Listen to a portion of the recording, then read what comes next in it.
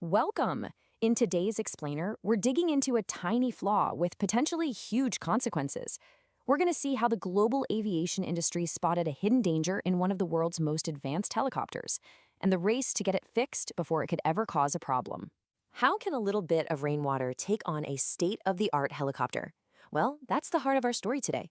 It's a fascinating case study in proactive safety, and it shows how a detail you'd probably never even think about can have massive safety implications, and reveals the incredible effort it takes to correct it across an entire global fleet.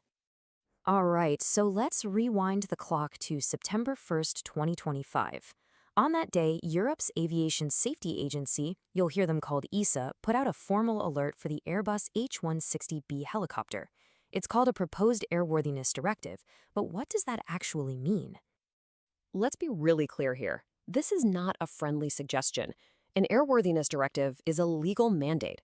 It means an unsafe condition has been identified, and fixing it, well, that's not optional. It is required by law.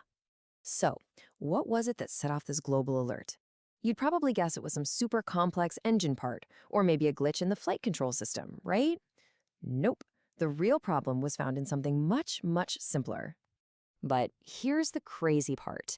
The problem wasn't even the emergency beacon itself. The flaw was actually in the simple metal tray it sits in. The very piece of hardware designed to protect this critical lifeline was, well, unintentionally putting it in danger.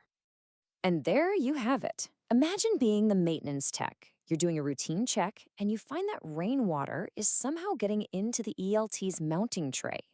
But even worse, the tree's design was trapping the water inside, basically creating the perfect little swimming pool for corrosion to set in. So you can see this chain reaction, and it's deceptively simple but incredibly dangerous. Water gets in, it can't get out.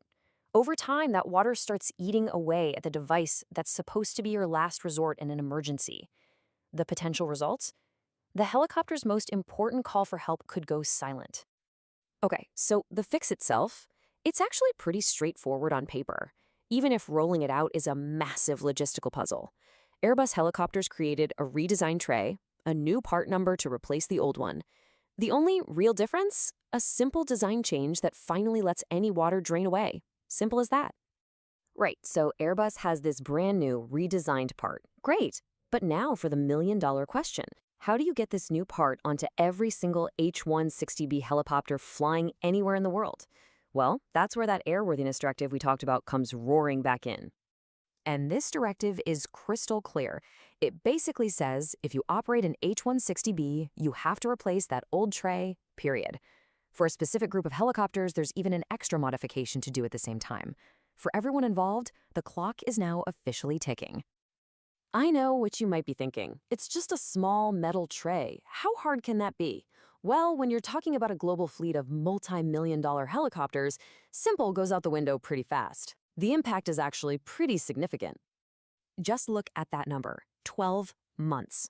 That is the deadline for every H160-B operator on the planet. They have 1 year to get this mandatory work done. And while a year might sound like plenty of time, in the world of aviation maintenance, trust me, that calendar fills up fast. You see, this one little directive sends out huge ripples. First, operators have to schedule downtime, which means a perfectly good aircraft isn't flying and earning its keep. They have to budget for the new parts and the labor. Then you've got the logistics of getting the right parts and the right technicians to the right hangar at the right time.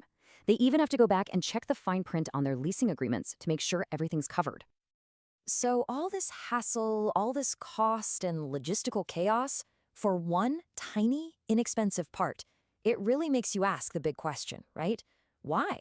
Why does this one little component get this level of global mandatory attention?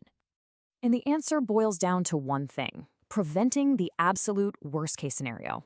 Because think about it. If an accident were to happen and that ELT had been quietly corroding away, rescue teams might get a delayed signal, or they might get no signal at all.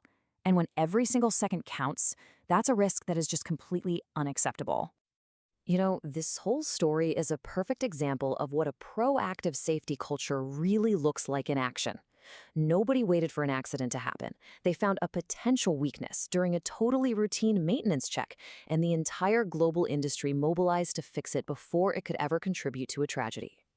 It's such a powerful reminder of all the invisible vigilance that goes into making modern aviation as incredibly safe as it is. It's not just about the big, flashy systems we all see. It's about the thousands of tiny details, like a single drain hole in a metal tray, that are constantly being checked, questioned, and improved. It really makes you wonder, doesn't it? What other invisible systems are working right now to keep us all safe?